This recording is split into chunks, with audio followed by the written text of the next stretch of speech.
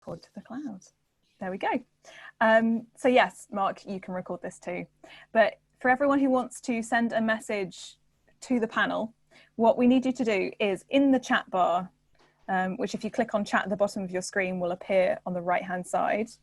Right down the bottom where you can start typing, it says to, and there it should automatically say everyone. So if you want to just chat and introduce yourself, have a nice time, that's fine. Send that to everyone within the chat. You can keep an eye on the conversation there. But if you want to send a question to the panel, then don't send it directly to the actual panelist or to Dave. Send it to Jan. So within the participant list, you'll find Jan Growth. And if you send it to him, it'll come up privately just to him. He'll get your message. He'll send it through to Dave at the right moment, and Dave will put the question to the panel. So that way, Dave doesn't have to be keeping an eye on the questions as well as moderating this lot. So yeah, hopefully that's all relatively clear. I'll keep a vague eye on the chat and stuff too. But yeah, let me know if anything goes wrong in there, but it should be fine. Need to enable permission within Zoom for recording. Okay. Well, I don't know how to do that, Mark. So we've already got it recording to the cloud, and we can send you a copy afterwards, if that's okay. Perfect. Right, I'm just going to let the rest of them in. Got some more people joining. Cool. Lovely. Great Lovely. stuff. Fine, excellent. Okay, folks, let's get started. And the first thing, just to be ultra traditional about these things, obviously, is to introduce our stellar panel for tonight's chat. All the way from Brooklyn, the legendary Julie Reiner. Good evening, Julie. Hi, Dave. Good afternoon from Brooklyn. How's it going? How's the weather? It's a little overcast today, but it's been pretty nice. Oh, it's nice to have a degree of optimism in these times. Yeah. Yeah. And also we have Monica Berg. Hi, Monica. London. All the way from London. How are you doing? I'm not going to ask you how the weather is, I know. It's classic London. It's raining, so yes, it's great. Well, welcome. Thanks for joining us. Oh, thank you for inviting. And also our other panelist at the moment, for we are due another one from the States, but we are joined by Ryan Jetty. Ryan, how's it going? How's it going? And we're loving the hair, you know. Oh yeah, I was hoping that was not going to be too many Zoom appearances for these, because people have been sending quite a few kind of, well, it's very amusing. So I'm glad I can bring a little bit of amusement to people at the moment. Excellent. Well, you know, I think the world appreciates that. Thank you. Okay, Rick, let's get started. And I think the first question really is, I'm going to kick off with you, Julie. I'm going to ask the panel essentially the same question, which is, you know, can you just give us a kind of précis of what's been going on with yourself, lovely cat, you know, in terms of the business and in terms of yourself over the past few months? Yeah, well, it's been, I can't sugarcoat it. It's been pretty rough here in New York. We shut down the bars in March, and we're completely closed for a few months. And then we started doing to-go cocktails in around like mid to late April, just for pre-order and pickup kind of a situation. And really that was kind of just so that we could keep our kitchen crew afloat, you know, because it wasn't a huge amount of business, but it was something. And then, you know, eventually we were able to start doing more to-go at the front door and to-go cocktails where people could walk up and grab a drink and walk down the street with it, followed by food, you know, so we've slowly added different things and more revenue streams and things that we could do. And then eventually we got the green light to do seating in front of our bars. So both Clover Club and Leyenda we've taken over the parking space in front of our spot and built like a little seating kind of area with socially distanced tables. So we have like 10 tables out in front. Leanda's in a little bit of a better situation in that Leanda has the backyard. So Leanda has front and back seating, at least for now, you know, while the weather is still nice. So that's sort of the gist of what is happening here in New York. Of course, with the city has changed the rules like every 2 weeks of what we can do and what we can't do, and they're coming around and giving tickets, and they certainly haven't made it easy for us by any means. That's great. Well, thank you. There's a whole bunch of things there that we're going to pick up on as the session continues. So thanks for that. Monica, Yes. what's it been like for you? Because you had opened not that long before, you know, with Tyrone Elementary, and everybody was hugely excited, and then a bit of a kick in the teeth. Yeah, absolutely. I mean, we opened last year. So when we closed down in March, we had been trading for 9 months. And we were kind of, you know, just starting to really pick up pace, and we were in a very good momentum. I think, you know, February, even though it was the shortest month, or is the shortest month, it was our best month to date, you know, so we were starting to really gain momentum. And then in March, obviously, we had to close like everyone else. And, you know, it's been very difficult during the whole lockdown because of many different reasons, obviously. But, you know, there's the part where nobody can really tell you what to do. There's no one that can advise you on what to do. And there's so much misinformation out there. There's so many like rumors. And then, you know, especially, I mean, this is different in each country, but, you know, in the UK, there's quite a lot of back and forth. And there's really, you know, a lot of things that have been very clear, but a lot of things that have not been very clear. So, you know, we've mostly been very, very fortunate, obviously, that in the UK we have the furlough or the paid furlough, so that we could keep our staff still employed, and they get 80% of their salaries covered by the government. Obviously, our industry being what it is, opens up a whole other discussion about how we pay our staff, and, you know, because service charge and tips were not deemed as salary, even though you pay tax and you do actually report what you get. So why shouldn't it be? Some would ask. But yeah, so it's definitely, it looked very kind of bleak for a moment.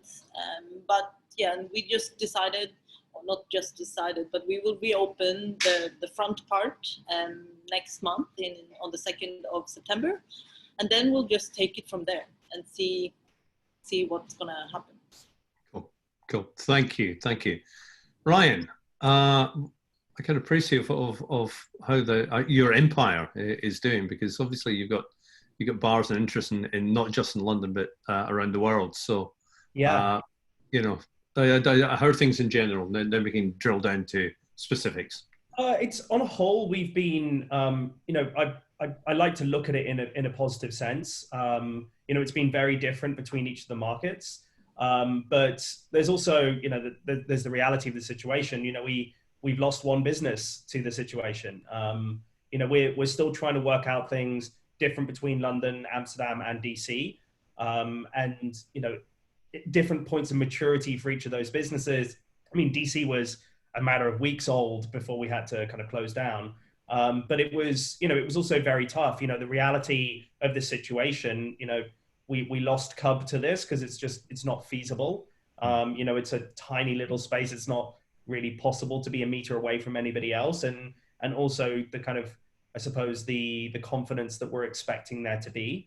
So it's tough, and it's kind of echoing a lot of what Monica and Julio said as well. But it's, you know, it feels good to now have some kind of, I suppose, a little bit of sign of change. We're lining up to open Amsterdam next week. So things are starting to look positive, but on a whole, it's been, like everyone here, it's been a extremely tough period. Yeah. I mean, just thinking about staff, because you were mentioning Monica, about the staff being furloughed. Julie, I mean, what's the situation with staff over there? Because, you know, in the UK, at least you were allowed to, or the government was paying some of the staff wages. But what was the situation in the States? Yeah, well, when we closed, we, technically fired everyone, mainly so that they could collect unemployment. The government did like a match, a $600 matching for all of our staff, which meant that they were actually, some of them were actually making more money on unemployment than they were on a weekly basis prior to. Which was interesting. It was also tough when we needed people to come back to work because nobody wanted to come back to work, because why would you work when you're, for less money than you're making on unemployment? But a lot, that just ended in July. So from March to July, they were all getting, it was an average of like $1,100 a week from city and government matching. That being said, there are a lot of undocumented people in the restaurant world here in New York City who work in kitchens who don't have that opportunity to do that. So those people needed assistance for sure. Yeah.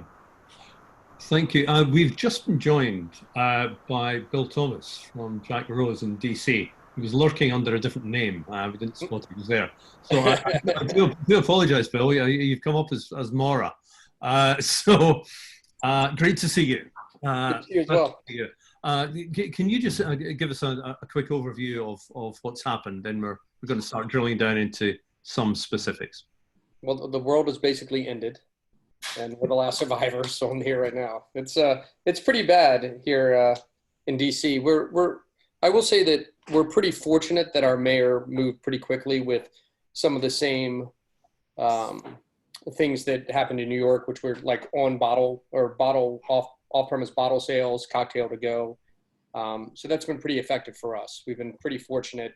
And that was just made permanent legislation. So that's been our biggest saving grace of keeping people employed, because we still have, I think, 47 people employed at the moment, and it's a lot. And keeping, we've kept healthcare going the whole time, and but we did it through bottle sales. We sold the entire collection of Jack Rose, and it was weird for months going without bottles on the shelf. Yeah. But I've rebuilt a few thousand bottles so far, but it's been very difficult, and I'm sure for everyone that's on this panel, the biggest thing is trying to keep people employed, trying to keep as much money coming in to keep them going. Sure. So that's what we've been focused on. For the first 4 months, we did 2 bags of groceries per employee. And that was when we had all the employees on. That was about 70, which included like a protein, starches, vegetables, gloves, masks, normally some sort of dessert kit, things to keep them busy, make your own pizza, make your own desserts, that kind of stuff. So, pretty upbeat as far as the staff goes, but it's becoming increasingly more difficult, not less now. Right. I mean, I was really, it was when I heard the news that, I mean, for those of you all already in here, Jack Rose is the biggest whiskey bar in North America, conceivably one of the biggest whiskey bars in the world. And you sold your entire stock. I mean, what was the thinking behind that? That was simply just to raise the money? And it was just like, other people were saying, that we had just had a new restaurant open less than 90 days before COVID. So we had a lot of staff. We had a lot of staff that had geared up for months waiting for that to open. So, and a lot of them had been with us for a long time. A lot of them had been with us in the past and had returned for the new concept. So we wanted to keep the team together as much as possible. And it was instantaneous. As soon as the mayor passed the emergency legislation to allow bottle sales and cocktails to go, we just dove in at first. We were just like, it doesn't matter. We can always rebuild. There's so much whiskey out there. It's not going anywhere. And the one thing that COVID's taught me is, especially coming out of Scotland, we can replace so many whiskeys with so many new great whiskeys that are coming out every day, that it's really not that difficult a decision. you sell, and then you just figure it out on the backside. Right now, it's all about immediacy. It's about taking care of people and worrying about, you know, trying to plan for the future. It's always in the back of your mind. You're always trying to figure out how we're going to move forward after this. But right now, it's just about the people. So, thank you so much for that, Monica. We've talked about this a while ago, and remember you were saying that, you know, the bar was kind of falling through the gaps in potential help from the government because of rateable values and the fact you weren't, although you're a small team, you're not considered a small business. I mean, can you maybe explain a little bit about that? And has that eased in any way? Have you managed to close that bizarre loophole? No, so basically, when all of this happened, so there's several kind of, there was a grant, a small business grant announced by the government, but the way that the government kind of defines you as a small or medium or large business is not necessarily by the size of your bar or how many people you employ, but it's judged based on the retailable value of your venue. So for example, us, who is very central in the middle of Old Street, one of the most, you know, central streets of London, and being a bar, which is also like high earning real estate, we are not considered to be a small business, so we do not qualify for a small business grant, even though we employ less than 10 people. And because we were a bar, we are high risk, so we didn't qualify for an emergency loan or the CBILS. So it was very difficult to just kind of navigate. And then, you know, at some point we got the forfeiture moratorium that prevents the landlords of kind of claiming back the property or changing the locks, which I think a lot of London landlords were thinking to do. And that was just extended until October.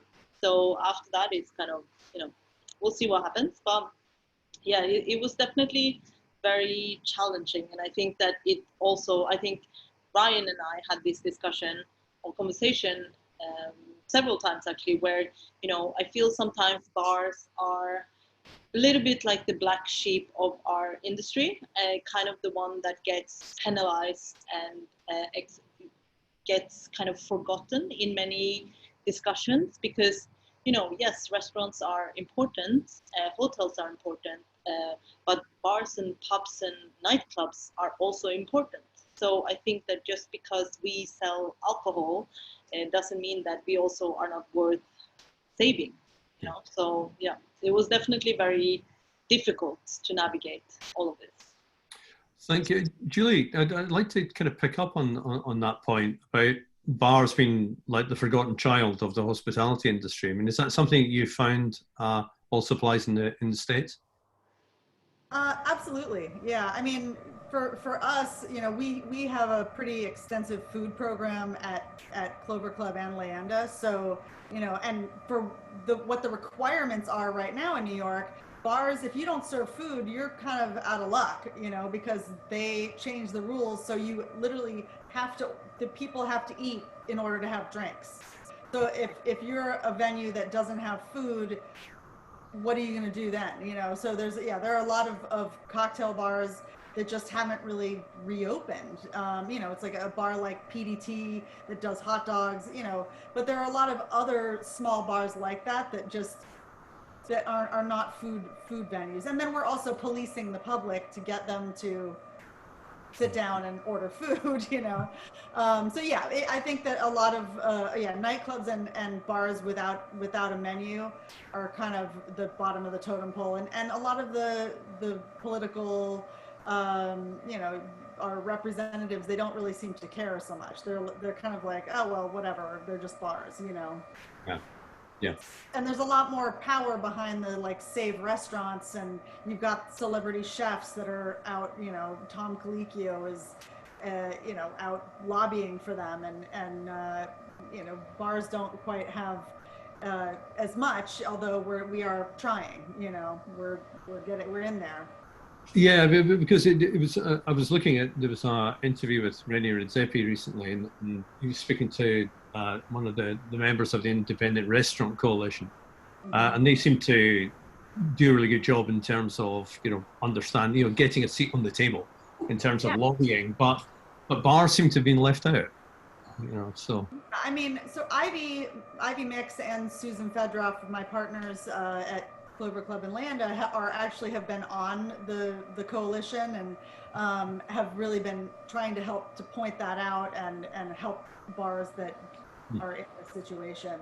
But a lot of it, when it comes to Cuomo, the governor of New York, and our mayor, what they're seeing, early on was what was happening in the East Village, where the cocktails to go was causing a lot of not social distancing situations. And their biggest, people have a couple drinks and then they're, the mask is on their chin and they're asleep on a park bench. And so that was sort of what caused the legislation to change.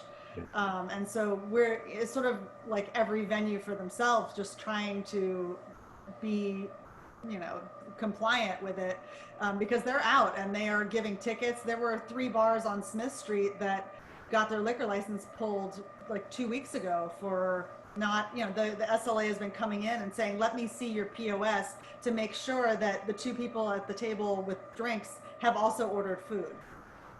So, they are really heavily policing it. Are you finding that similar thing in London, Ryan?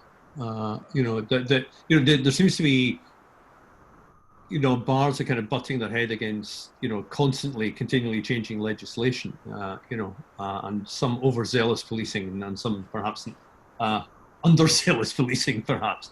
Yeah, I mean, I think it's morphed. When we first, as Monica alluded to, this has been like a bit of a bugbear for a while, and we've discussed in relation to media and coverage and awards and recognition, that there is a massive discrepancy, even though we're using the same suppliers, we're speaking to the same audiences, we're trying to kind of push for the same kind of positive change.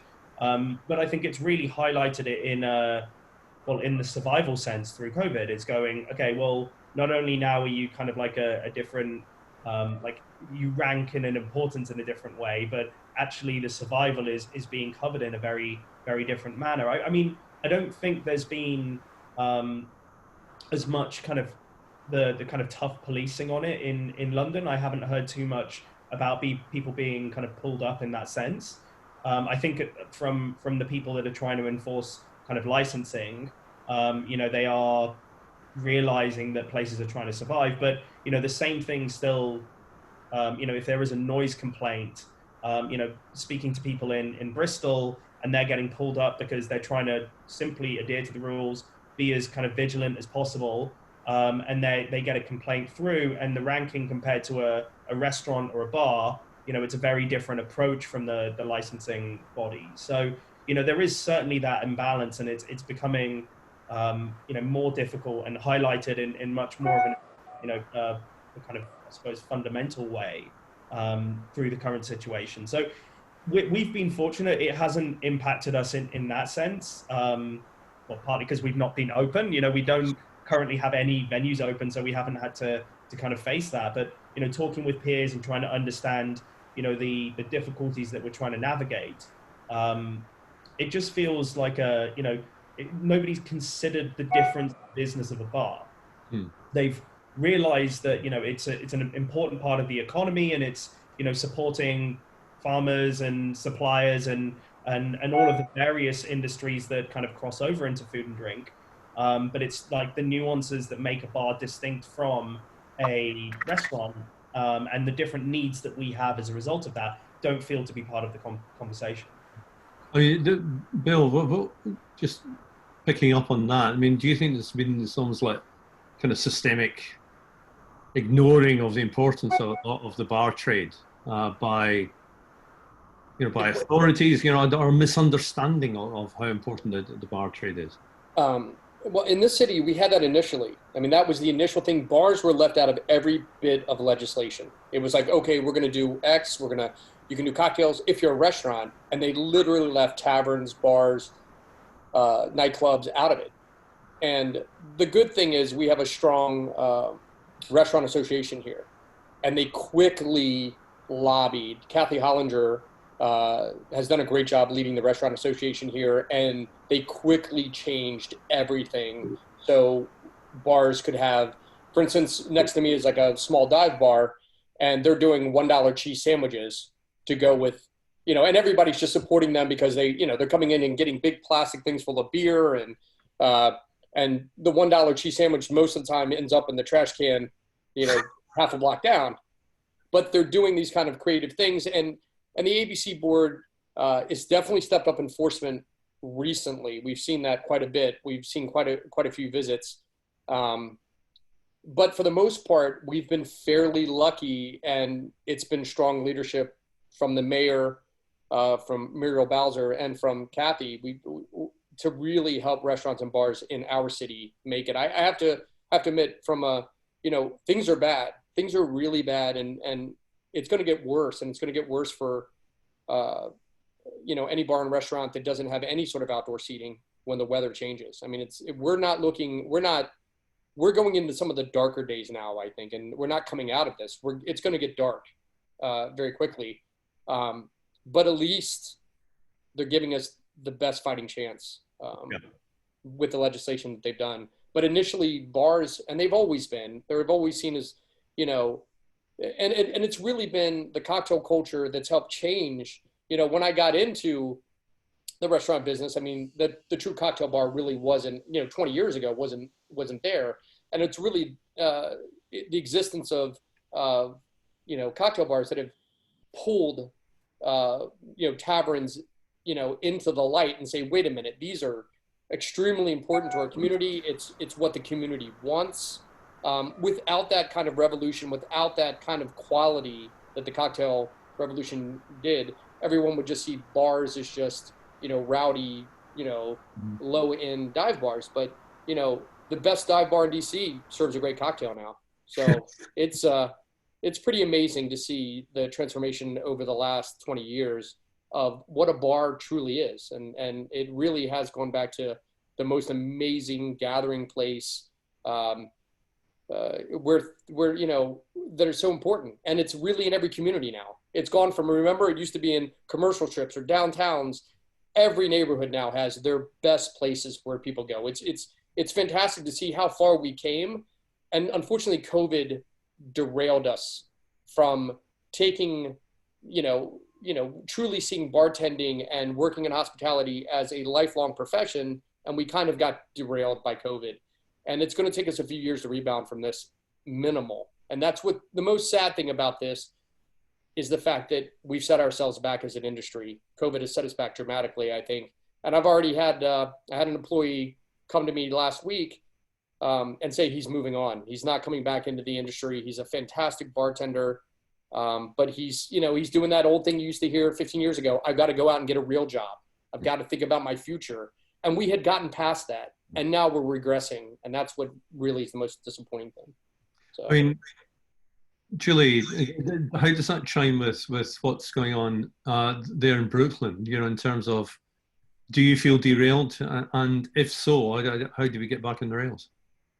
I mean, certainly when this began, you know, there were some very dark moments where I just stood inside of my bar crying. You know, it's like I've spent my entire life opening cocktail bars and building a successful businesses, and you know, Clover we really just gotten to like a really great place, and you know, doing incredible numbers, and so yeah, it is upsetting that this is where we're at, and I have to try to keep a positive outlook on things, and hope for the best, and hope that, you know, we can get back to where we were at some point, and hope that there will be a vaccine. I think the whole world is working on that. And a lot of it too just depends on sort of when that happens. When will the public feel comfortable going out again?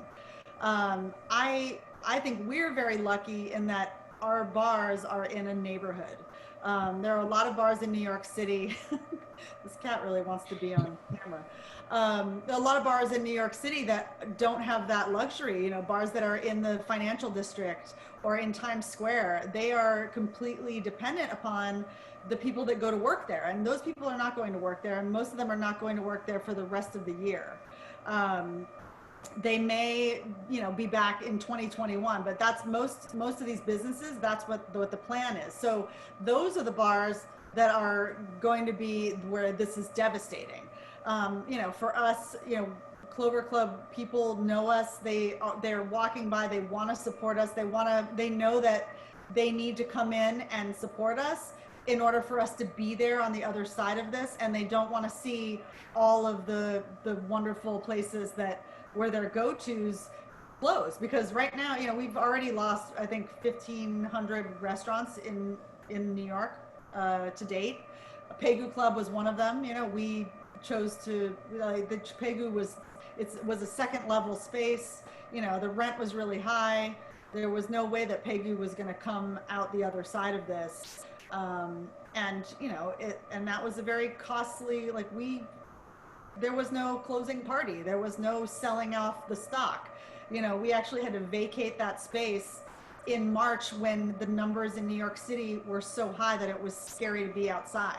And I was, you know, going in there and FaceTiming Audrey Saunders to get her the things that she wanted. You know, it was really upsetting. This is a place that, you know, is an iconic cocktail bar that we put so much energy and love into, and it wasn't time for it to be over yet. Yeah.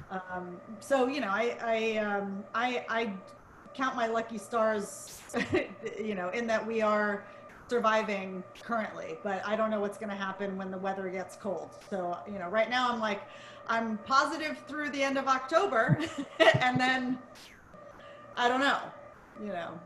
Yeah.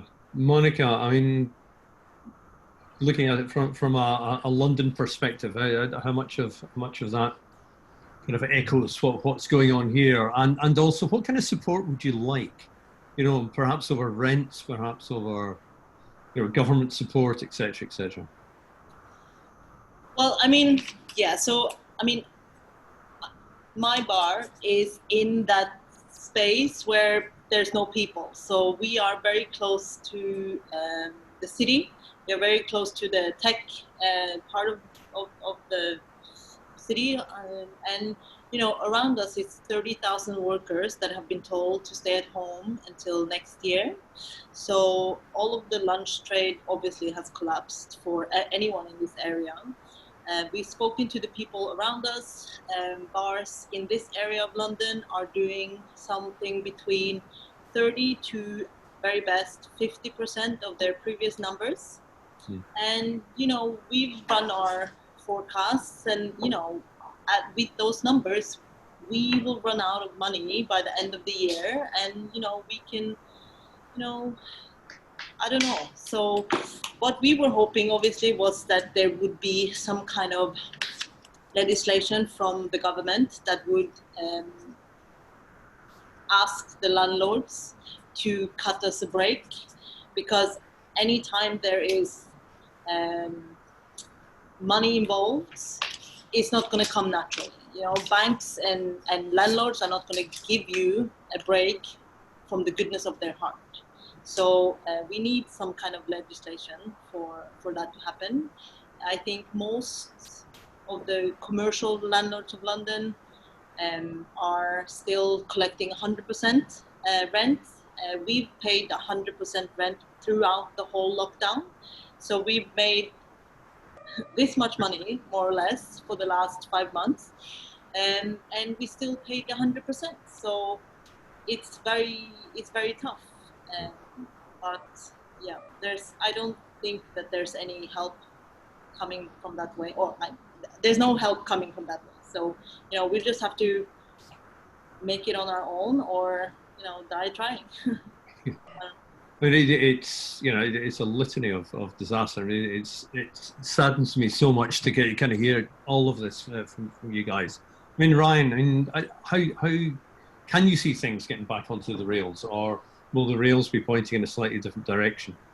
Well, I think really bad metaphor. I'm sorry. I think everybody's points before and Bill's part about the, you know, how much it's set us back is like, I'm completely aligned with those perspectives on it. And it's really tough because, you know, we're all trying to see around corners and trying to understand, you know, what is going to be the right thing to aim at. And, you know, in terms of looking at what's going to kind of help us, you know, of course there needs to be, you know, anything that can prop up. The furlough scheme was amazing for it. You know, there has been some attempts to, you know, in Amsterdam, the government have been very proactive on that. But at the same time, it doesn't give us like long-term clarity.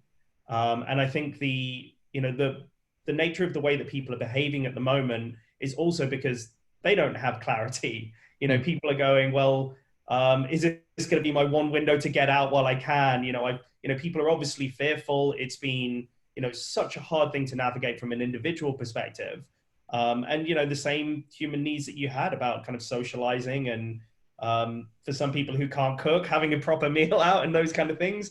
And I think if there was an ability, you know, I think particularly between the US and the UK, there are some kind of local things that have come through, but there's been such a lack of clarity on how and what we should be doing from all levels. And, you know, if there's more guidance for people in the way that they behave and how that they should interact with these things, it's really like little snippets of information that come out. And, you know, over here in the UK, it changes every day and half of it contradicts what was said before. So for the average person to know how to navigate kind of returning to the world, supporting these kind of businesses, it's a nightmare. And, you know, if we're staring down the barrel of another lockdown, like how are we meant to build any momentum? So I think if there was any ability for there to be kind of just clear guidance, and, you know, obviously that's a big ask. Nobody really knows what's going on at the moment, but, you know, and it can still remain on the kind of cautious side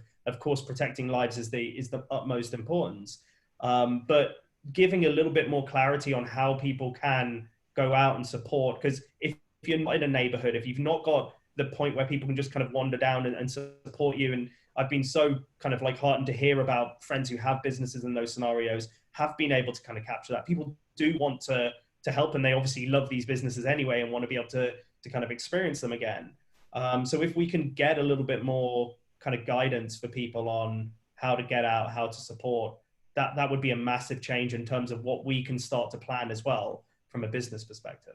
And does that necessitate some form of organization on your part as independent bar owners to start lobbying, or is that responsibility somebody else? Whose responsibility is it?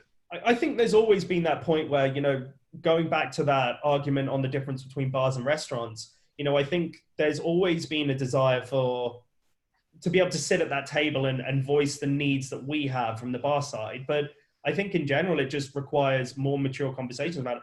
If you think about the people that are propping up our food systems at the moment, it's us, it's the industry who really care and are passionate about it and are trying to find ways to scramble and make it work.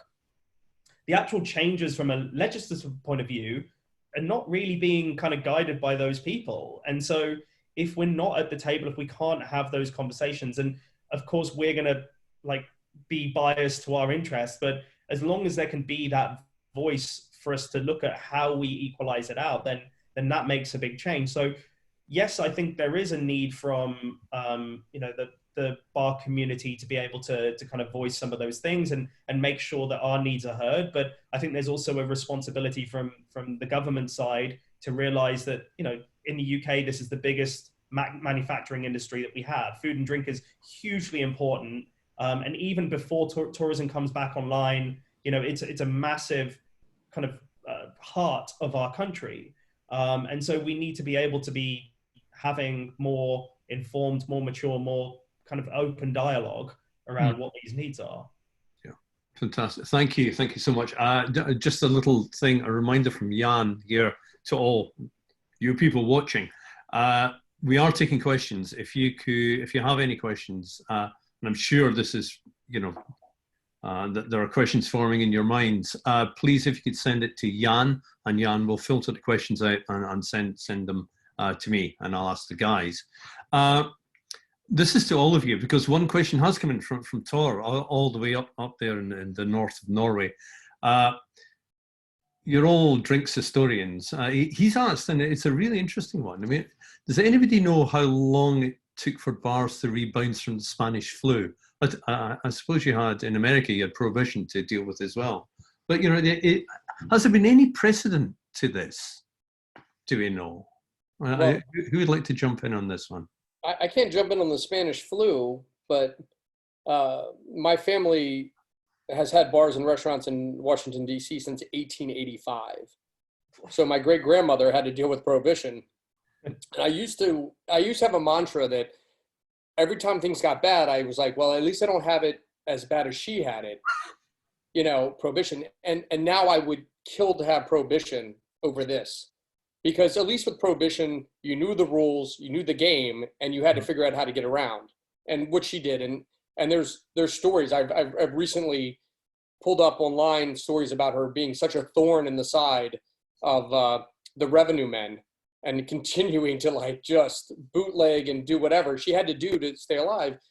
With this situation, we can't do whatever we have to do to stay alive, because we take into account the well-being of our patrons and our staff.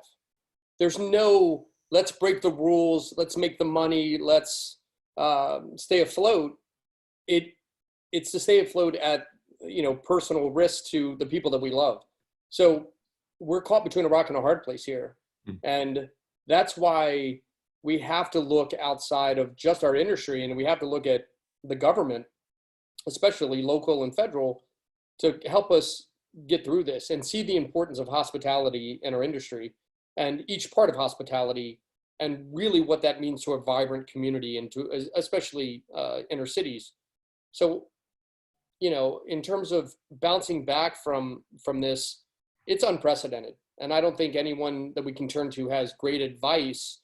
We're the ones that are figuring out this. And unfortunately, this will most likely happen again.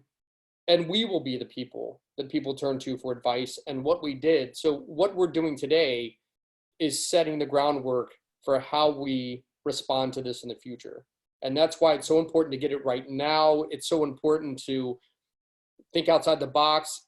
And there is no way that we can continue without federal and local involvement in the solution. We can't do it ourselves. It's impossible. I mean, just to let you know, I mean, when we had the luxury of having an insane resource in bottle sales, but I had a third bar that was under construction, which I just showed to real estate agents today to sell. And I'm also moving everything out of my house because one of them has to go. It's either got to be that investment property or my house in order for me to continue to be the business owner and restaurateur that I wanted to be, which was taking care of his people. So this is going to come at great cost to all of us who are owners. I have the benefit of owning all of my buildings, but I'm not getting cooperation from the banks. So we're not getting the buy-in from the people that could really give us the biggest lifeline. They're not on board yet. And I don't think they're looking at the full ramifications of a failing restaurant industry and a failing bar industry. And until they wake up and understand that, you know, we were already losing the fabric of main streets due to online ordering, but you take away hospitality and you have a complete collapse of most commercial areas. So I don't know that people are fully seeing the gravity of the situation, but they need to soon, because for a lot of people out there, it's going to be too late by the time they actually throw us a lifeline. So, you know, if any government people are watching, this is the time to pitch in and help, you know, treat the symptoms now. Don't wait till we're, you know, on life support. So.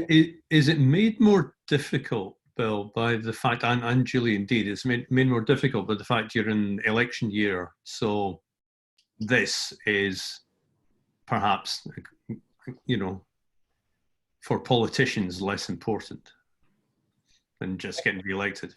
I will tell you this, the bank said to me yesterday when I was talking to them, when they're forecasting out right now, they're not forecasting out like we're trying to make it through to the end of the year and we're trying to make it through thinking that maybe by first quarter of next year, we'll have a vaccine. It's widely, they're actually working on a forecast of 12 to 24 months.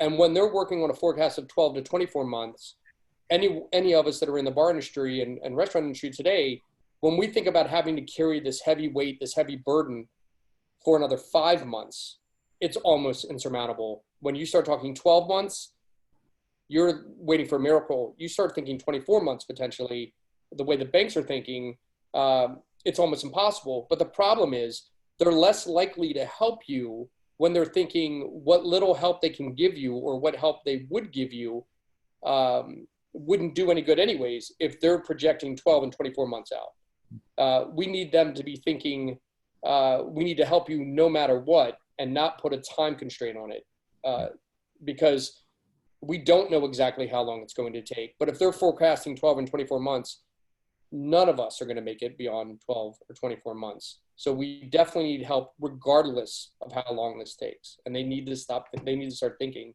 you know, long-term is not 1 year. Long-term is a healthy city 5 years from now. So. It strikes me, sorry.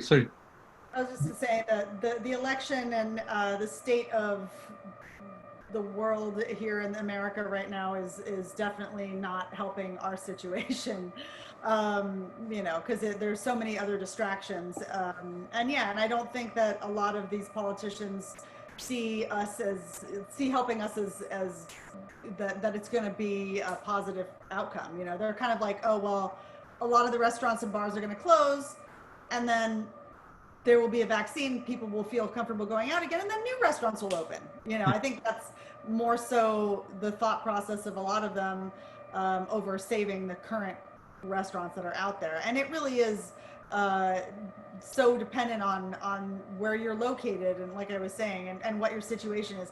They are not going to pass any sort of legislation to force people to lower your rent. You know, that's absolutely, and you know, we've been on calls with Chuck Schumer and basically saying that, like, that's not going to happen. You know, and we're lucky at our places because we actually have a landlord who's a person who we've been working with, you know, since we've opened, and he didn't want to see us close and has given us half rent for the rest of the year, which is incredible. But again, that's not the case for most of our colleagues. Thank you, Julie. Monica, it strikes me that what's being said here is inevitably we're looking at a complete recalibration of what we know of as the bar industry. You know, if you are going to survive, then bars can't survive in the model that they are at the moment. So how do you see the bar of the future? I mean, how would Tyre and Elementary change and shift to try and simply stay alive? I mean, definitely we will try to diversify the kind of streams of revenue as much as we can to try and just get as many legs to stand on as possible. You know, so we of course will still be a bar, but we will also, you know, focus on food. We applied to get off license for Elementary, which is the front part. So we'll open a bottle shop. We also, you know, always do these kind of fun collaborations outside of our industry. So we also do some, you know, clothing or some other things.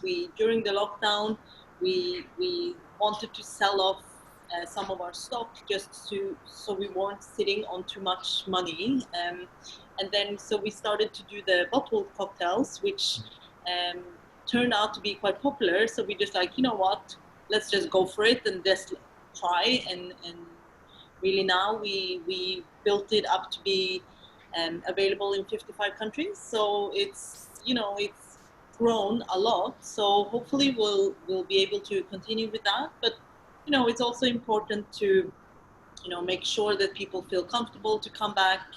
And we will change our opening hours a little bit. So there's no point to be open during the day, perhaps. And then we have decided that one of the things that we miss the most is to be able to go out and do late night drinking.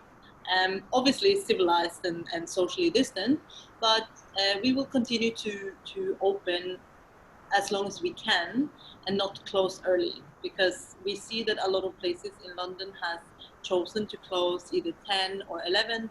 So we will continue to stay open till midnight in the beginning of the week, and then in the weekends we can be open until 1. So Yeah. I think, it's one of the things that we've seen during the lockdown is that people really want to drink and socialize with other people. And you know what? Bars and restaurants, but especially bars, are the best places for people to have a drink and be respectful of the guidance. Because when you see people in the park, when you see people doing these house parties, everything is a free-for-all. But then if you go to a bar, at least we can be the responsible ones that are not drinking, and we can take care of you and make sure that when you wake up the next morning, you still healthy, hopefully. Hangover maybe, but healthy. So because we already, before we locked down, we still sanitize everything.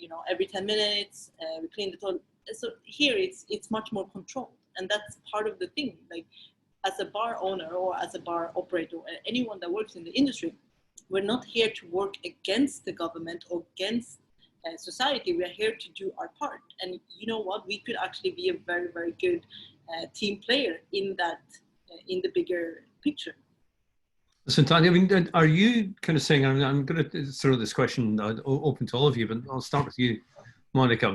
Do you think that the bar of, in 5 years' time, for example, the bar element of it is just going to be one offering within a wider offering of bottled cocktails and food, etc.? So what was just like a pure bar and pure bartending will actually perhaps cease to exist as we know it, and bars will simply become these kind of multifunctional spaces revolving around alcohol. I think there will always be those who specialize on one thing and one thing only, but I think that the barrier or the distance between a restaurant, a cafe, a coffee shop, and a bar, they've already started to break down, and they're already starting to pull again towards each other. So I think,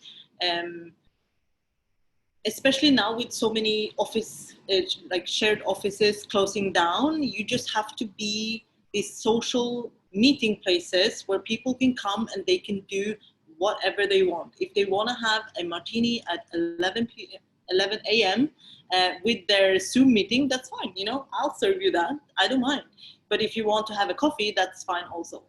So I think we need to just, adapt. And I think that there are few industries and few people that are more adaptable than bars and bartenders and bar owners. So I think whatever gets thrown at us, we will find a way to change and exist in whatever scenario that might be. But yeah, I don't think bars will ever disappear, because there's too much. Like, when you think about a bar, everyone loves going to a bar and have fun and just forget that there is a tomorrow sometimes.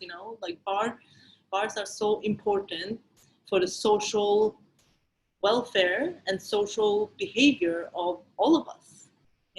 You go to a restaurant to celebrate with your family, but you go to bars, pubs, to celebrate the small things, or just to have a break, and that's what people are missing now when they are sitting at home. So no. Thank you, Ryan. What do you think about this kind of blurring of boundaries that perhaps is going to be an inevitability? Well, I mean, I agree with Monica. I mean, and I've got to be careful because there's certain bits of our business that certainly have blurred those things. But ultimately, I think, the pendulum of fashion means that, things shift, but ultimately there's always that, need for a focus. You can be all things to all people, but sometimes you want something that feels a little bit more specialized. And, the idea of going to a bar and it being a bar, it not being somewhere that it's, covering all these things. Yes, of course, we want businesses to survive, and doing whatever they can to do that, I think, is crucial, in this short-term period, and whatever goes on. So until we can kind of get through the other side of this, then I think there will be that adaptability, and it's really important. And I want to make sure that, if there's any advice or any kind of insights or anything that each of us can share in that allows people to survive and adapt, then you know, that the community camaraderie is certainly there. But, you know, once we're past having to deal with this stuff and back trying to be able to focus on the things that we got into this industry for and love, you know, I like the idea of, as Monica said, like, plenty of friends have got wonderful restaurants and they've now developed great bar offerings in amongst it. It's a beautiful experience, but it's still distinct from going to a bar. And like that ability, you know, I used to describe like pubs as being like the church for the non-religious. And it's exactly that same point. It's like, what do you go, it's like that community aspect. And it's almost that demarcation. It's the separation of it being somewhere where you can like release all of those other worries or anything it is, and you're going to a bar to be able to catch up with people for a variety of different reasons. But the fact that it is a specialized thing, and you know, you're I suppose buying into that specific part of that experience, that bit is, you know, that's going to come back with a vengeance as soon as we can socialize properly again. And you know, that's where bars are really going to start to sing. So short term, yes, I think, you know, if there is a way of kind of balancing financials by doing takeaway or food or whatever it is, coffee, exactly, anything that can kind of help keep everything afloat, absolutely. And then, you know, and there are some venues that their specialism is a blurred offering. You know, they do a great coffee early on and then they kind of traverse into kind of cocktails in the evening. But, you know, that is part of that specialism. And I think we'll kind of return to that as soon as we can. Thanks, Ryan. Julie, you know, you've launched your own range of cocktails, of canned cocktails. I have. Yeah. So is that part of, you know, what Ryan and Moni have just been saying, of this kind of blurring of edges, that, you know, in order for you to survive, you've got to have all these different offerings. You can't rely on people just sitting on the pavement. Yeah, well, I mean, it's true. We are a very resilient bunch of people. And I mean, thankfully for us, you know, social hour cocktails was already something that we had been working on pre-COVID. We've been working on it for years. We're actually supposed to launch it in April, and we're delayed because of COVID and just launched in August. But, you know, I think that everybody's sort of going to be looking to other areas and other places and ways to get a revenue stream going, and how just to survive and get to the other side. I mean, but bars fill a niche in society, you know, as both Monica and Ryan were saying, and I don't see that going anywhere. You know, we will do whatever it takes to keep our places open. You know, in the beginning of this, I was waiting tables, and it was just the owner show, you know, and so, you know, I'll do whatever it takes to keep my places going. And we all got into the bar business, I think, because we have passion for hospitality, and we don't know what else to do. You know, it's like, I don't know what I would do if I wasn't here. So, yeah, I mean, I want to make people great drinks. I want to give people a space that they can come to celebrate, or just to blow off some steam, or to meet a friend, or to say hi to the bartender that they love, you know. And we will continue to do that, whether it means having 20% occupancy or only outside, or, you know, whatever it takes to keep our doors open. Bill, do anything to keep the doors open, or a strategy moving forward? I mean, the world at the moment is a world of improvisation. You know, I don't think anybody quite knows what's going to happen next. But, you know, how can you try to plan or even preempt what might be happening in order to keep the bar open? I mean, I'm in a little more unique situation with being so whiskey focused in a time when whiskey is so celebrated, which was the complete opposite of when we first got into the, you know, opening whiskey bars. When I always tell the story of, you know, someone would come in and point to a bottle on the wall, and he'd be like, oh, you're interested? And within 5 minutes, I'm sitting on the other side of the bar with them. And then at the end of the night, I'm comping their tab just to have someone to commiserate with, because no one cared about whiskey, you know, 18 years ago. But now it's such a boom for us, keeping the, you know, having the ability to sell off-premise sales. Is going to be huge. It's going to be one of the biggest things that happened to our industry in DC. it'll be the biggest thing that keeps us getting through this, the ability to sell bottles, because just like everyone else on this panel, you build up that rapport with your clientele, with your patrons, with your friends, and they come to you, and when you say, when they say, I'm looking for this, and you build them this amazing cocktail, or you recommend this great whiskey, now there's the ability that they can go home with that bottle. They can go home with bottled cocktails. For the most creative side of this business, COVID will unleash such creativity into the market and create an avenue, I think, for a lot of bars and restaurants to really maximize the rapport that they've built up for years with their clientele. So, obviously leaping into cocktails to go, bottles of whiskey to go, it's a huge new revenue stream that I look forward to exploring. I mean, we've done very, very well with cocktails to go. We also did cocktail kits, where we actually like pre-bottled mint juleps or old fashions. We gave you bags of like ice, filtered ice to go and garnish and the whole 9 yards.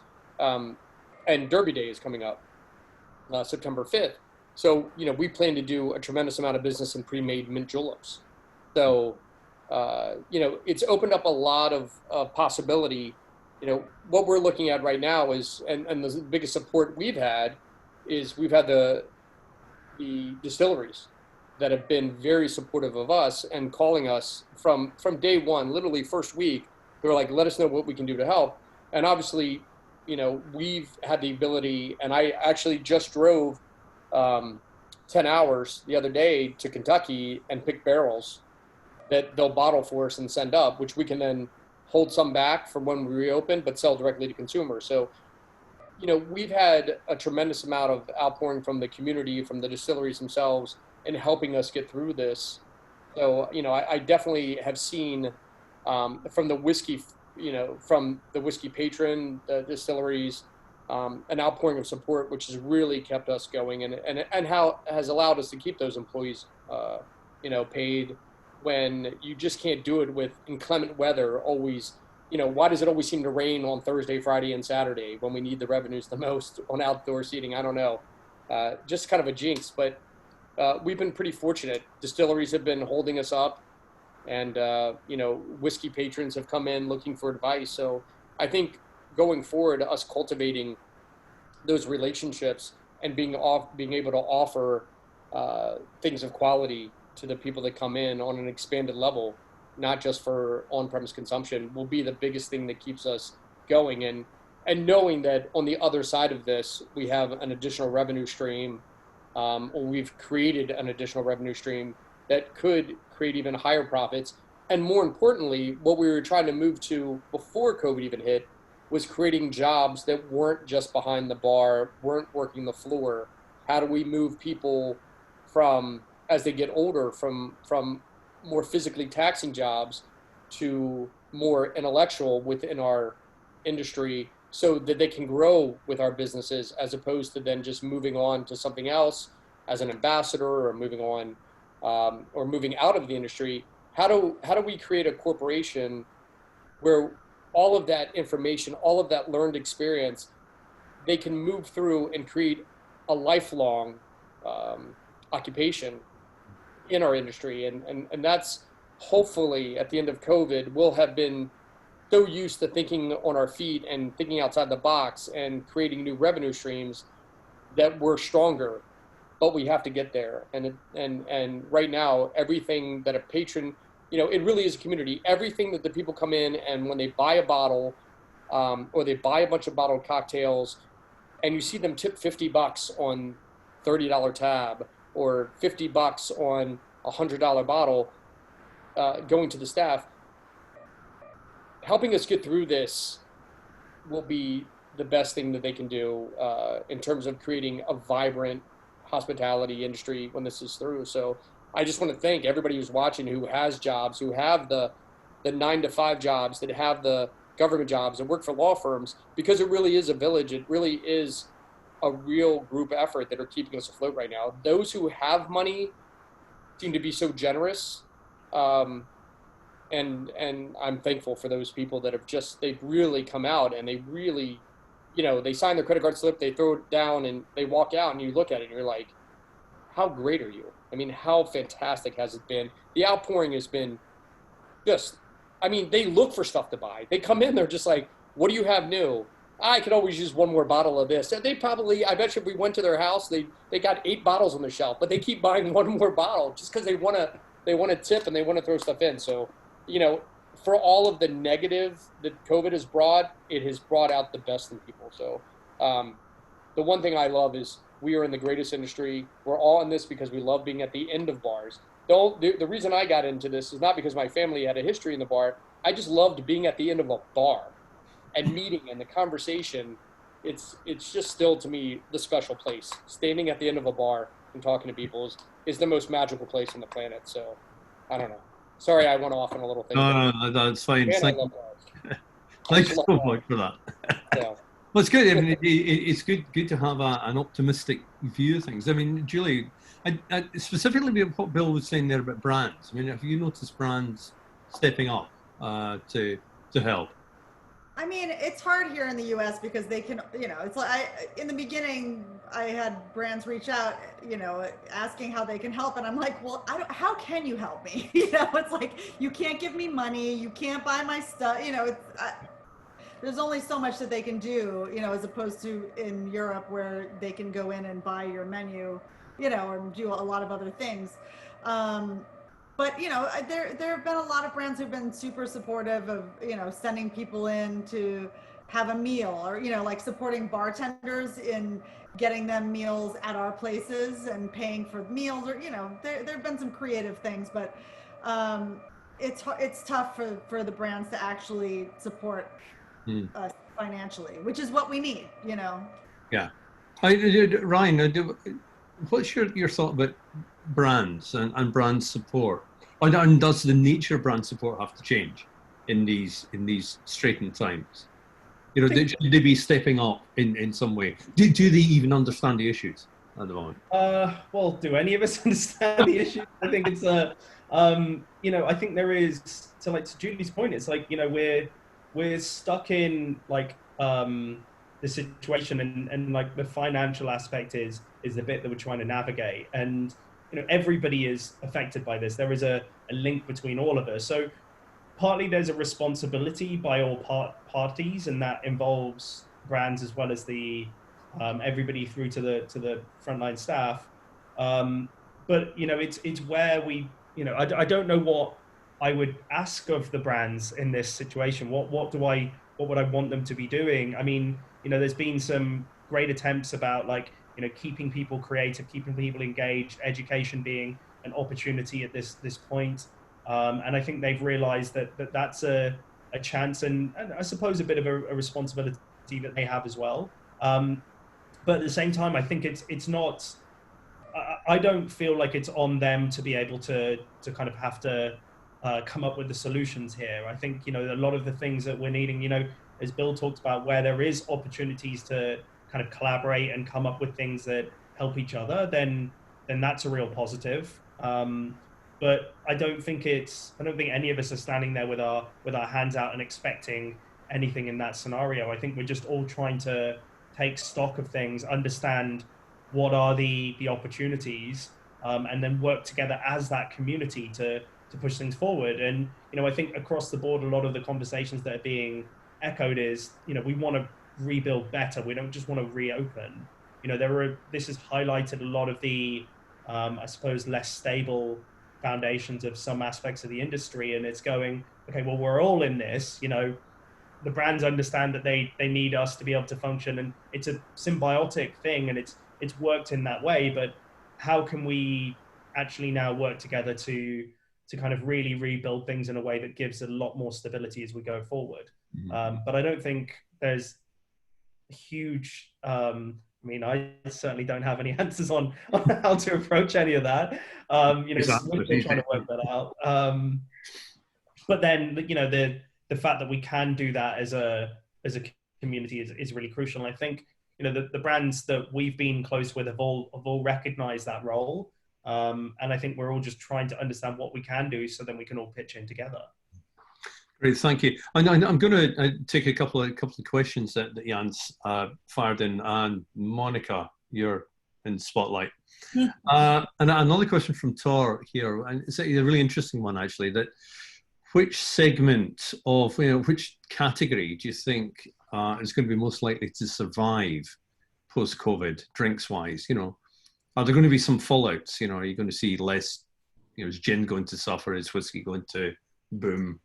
Are we looking at a different sort of drinks menu even? I don't know, to be honest. Hopefully we won't see smaller brands suffer. I think that one thing that a lot of people have realized when they've been stuck at home is that it actually isn't that easy to make great drinks because they have tried at home and they realize that, oh, this doesn't taste necessarily like it tastes in my favorite bar. So I think a lot of people have come to the realization that actually being a bartender might look effortless, but actually there's work done behind the bar. So I think that's great. I think for me, I can't predict any categories. I think that the categories that are less familiar, let's for example say aquavit, is not going to fly off the shelves now, but it didn't before either. So it will one day. It will. One day. But I think definitely people tend to reach for what is familiar. So if you like gin, you will continue to drink gin. If you like whiskey, you will continue to drink whiskey.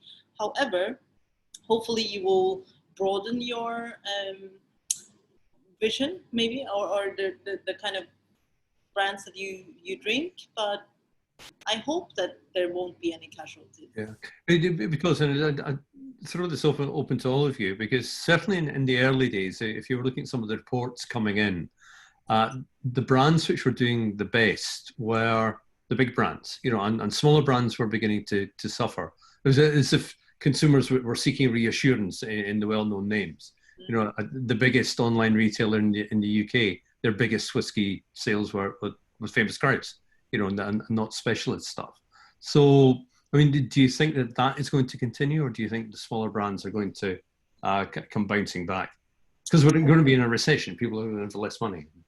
I think that there's going to continue to be growth on the top and on the bottom. And I think the middle section is going to suffer a little bit because, the high-end stuff, there's always this separate market, as you know. And then they kind of, the cheaper stuff. And to be honest, during this lockdown, I haven't been drinking kind of maybe the wines that I would drink when I go out to a restaurant or a bar, because when I am making a fraction of what I normally maybe used to make in salary, I can't be buying expensive wines or whatever. I drink wines from Tesco, but some of them are nice, I would rather, to be honest, during the lockdown, I would actually rather drink less well, but more often. That sounds horrible. That sounds horrible. But something needs to take off the edge, But I think the middle section will definitely suffer because we either fall into one of the twos, Can I just jump onto that point? Because I very, very much agree. And I think your point about it being like a recession, it's the same thing. It's like, it's the middle that tends to suffer in a recession. It's the things that can get trimmed a bit.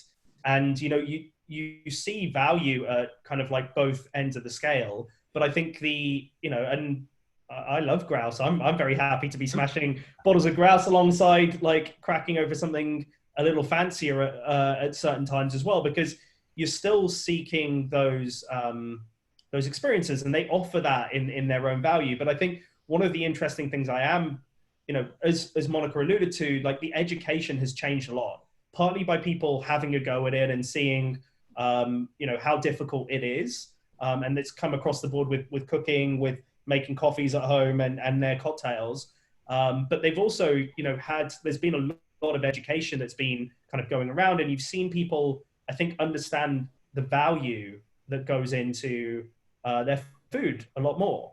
And I'm hoping that that maintains. And one of the things that I'm quite intrigued by, I mean, none of us know what's going to happen in terms of kind of supply chains and all those things. And I'm a huge advocate of great producers from around the world, but I think people are starting to look onto their doorstep in a slightly different way. So I think it's hard to know what that'll mean, and I'm not necessarily saying that that's a positive, but I think it is changing, you know, that value set married with, you know, okay, I've noticed that my food, you know, I'm not going to the supermarket for it. I'm going to like a local supplier, and they're talking about where it's come from. They're connecting with it in a different way. That's a complete positive. The people understanding the people behind their food, and by food I mean drink as well, you know, and thinking about different sources and where it can come from, you know, that potentially leads to a shift for things. You know, speaking with some like English wine producers, they've been having a great time because people have started to branch out a bit. There's been different kind of opportunities to connect with some of the things that are a little closer to home. And, you know, maybe that will be one of the shifts that we see. There'll be a different connection to what surrounds you. Yeah. Bill, you know, you've sold more whiskey than anybody else, probably. So what are you finding people are buying? Are they kind of going for the tried and trusted, or are they being more experimental? It's both. And earlier when we talked about brands, I was talking about specifically distilleries directly that have been helping us dramatically, because getting access to barrels, the things that, you know, that people want, whiskey people especially, that's been the biggest help. And that's been who's reached out. Is the brands have been as good as they can be, but they're very limited, like everyone was saying. But for someone like me, getting access to rare barrels, or by rare, I mean not super rare, but things that people really are looking for. There's some amazing distilleries across the U.S. And I mean, even in Scotland, I just did two Kilchoman barrels that should be arriving any day. That 2 single barrel cask strength non-chill filtered, and that's what people are looking for. So it's finding those avenues.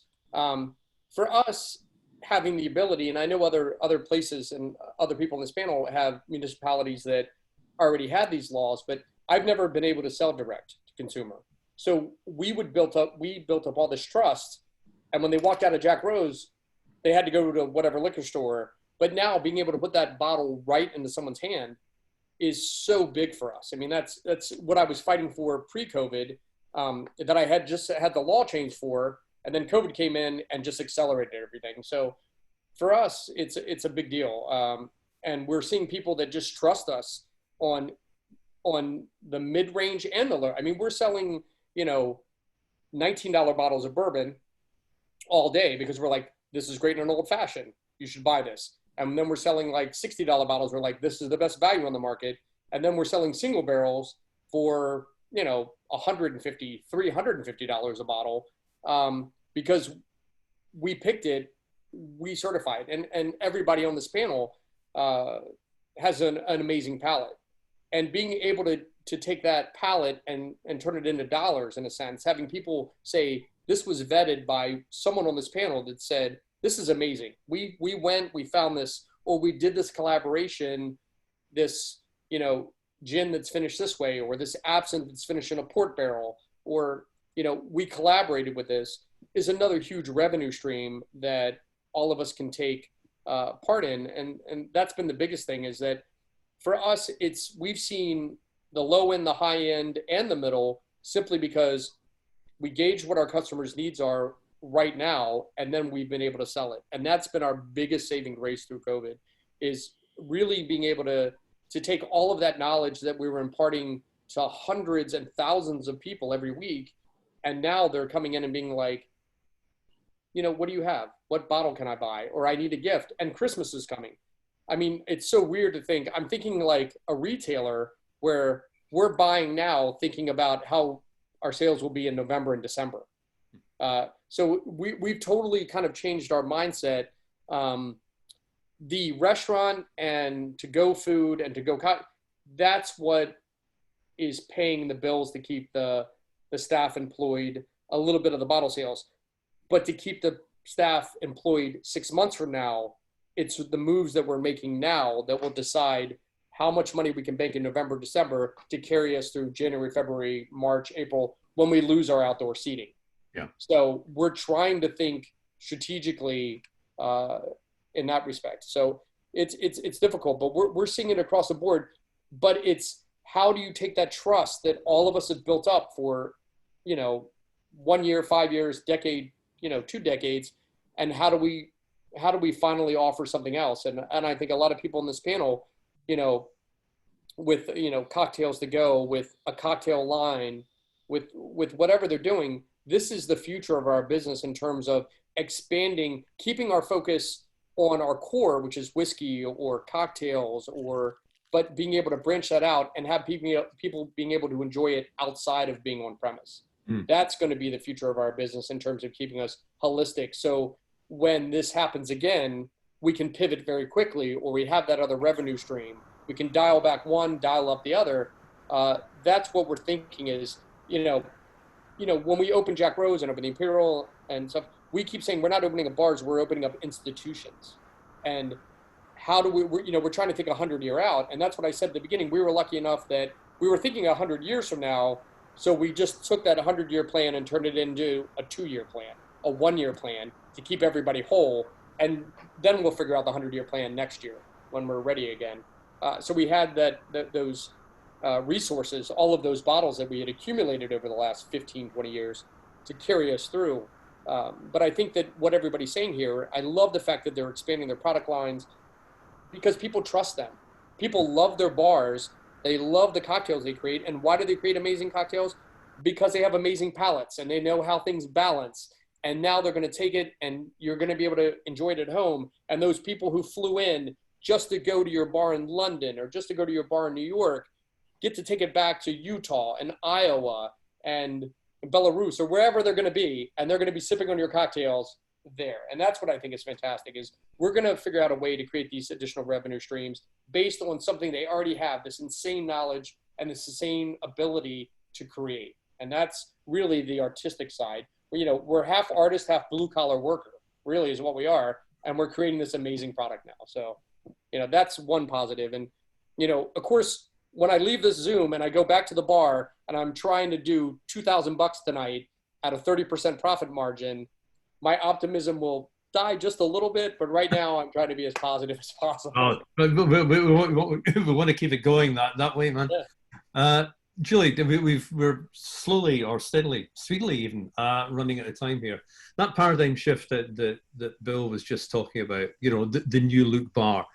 I know it's impossible to predict what's going to happen tomorrow, far less than 12 months' time. But I'm just asking you to predict what's going to happen for you in 12 months' time. I mean, what do you think it's going to be like, and what would you like it to be like?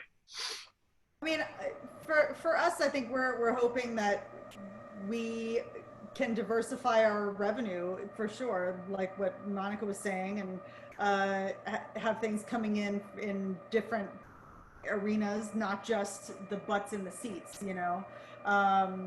So, I'm hoping that on the other side of it, we may be more successful than we have been because we've created other ways to make money, whether it be delivering parties to people's houses or doing video cocktail classes or whatever it is.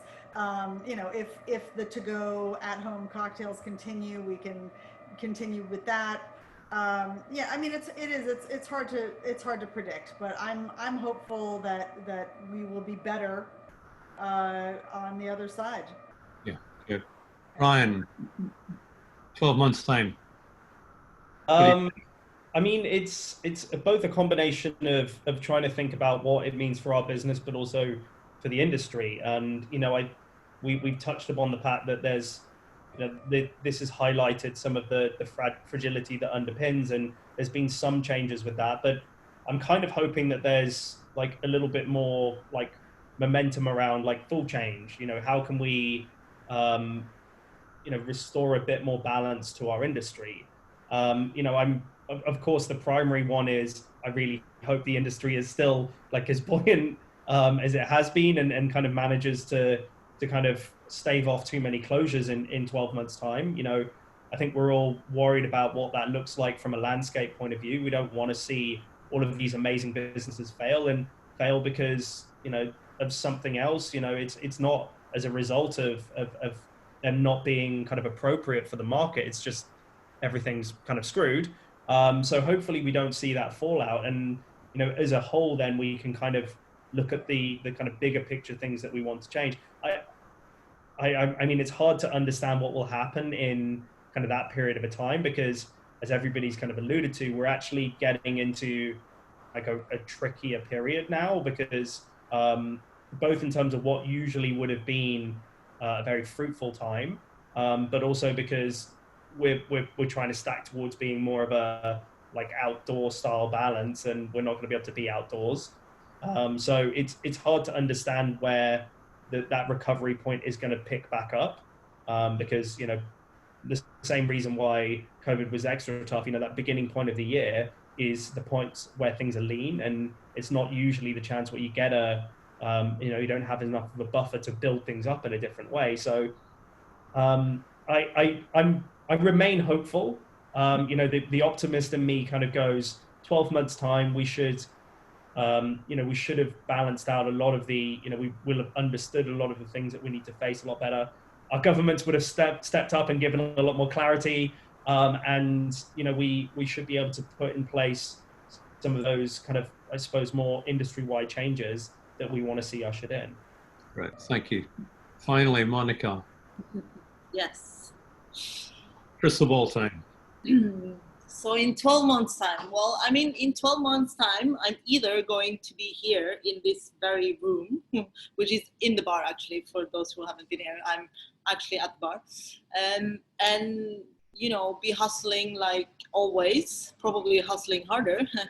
But if I'm also honest, there's also very high likelihood of me not being here, to be honest. We have to be open to that side of it also. And I think that if the situation are that I lose the bar, I'm not sure that I would have the kind of strength to start over. So in 12 months, if the bar is not here, then I would say that perhaps I'm not either. By that I mean in London, because then I think maybe that's my cue to exit. And you know, if nothing else, just like go somewhere and just like rebuild your, you know, emotional, like the kind of just react to the loss, because it would be a loss and it would be like a grieving period. But, you know, for as long as it's possible, and which is also obviously what I'm hoping, the bar will still be here, and so will our team. And, you know, one of the things that I'm very grateful for during this whole period is that with the team, we've grown very, very close. So for the whole like first 4 months, we would spend 1 hour together every single day on Zoom, and just do trainings and just check in with everyone. And, you know, we even managed to do like a couple of Zoom staff parties, and you know, the hangover was kind of sucked as much as a like normal party hangover. But, you know, hopefully in 12 months we'll be here, and we will be, you know, in a better place, but also we will be able to, you know, share that that betterness with everyone around us, you know. So yeah, hopefully. well, thank you so much for that. I sincerely hope that you're going to be there in 12 months time. I hope all of you are going to be in your bars in 12 months time. You know, there's a whole bunch of things that have come out of this. Thank you so much for giving such amazing answers. I think one thing that just kept repeating itself over and over again in various different ways was the sense of team. You know, the team, the bar team, but also the sense of a community, whether it's the bartending community or even the people who go to bars. And if there's anything that I've taken out of all of this, it's that we have to continue to support you, that we're all in it together, and anything that we can do to help in terms of lobbying and working together to make sure we all get through this, let's face it, shite, is going to be good and is going to be positive. So thank you so much. It really has been fantastic. Thanks for sparing the time. Wish you all the best. Thanks a lot, panel. There's going to be virtual applause here. Okay. Imagine hundreds of people applauding and cheering and blowing up balloons and various things. A great session. Thanks so much for all of you who joined in on this or who are now watching it. Now it's been recorded. We're going to be doing another one of these in October. We're going to be looking at the future of whiskey shows and brand ambassadors. And that's not like a threat to brand ambassadors. We're not out to get them in any way whatsoever. But you know, the issue of change continues, and we're looking at it from a slightly different angle.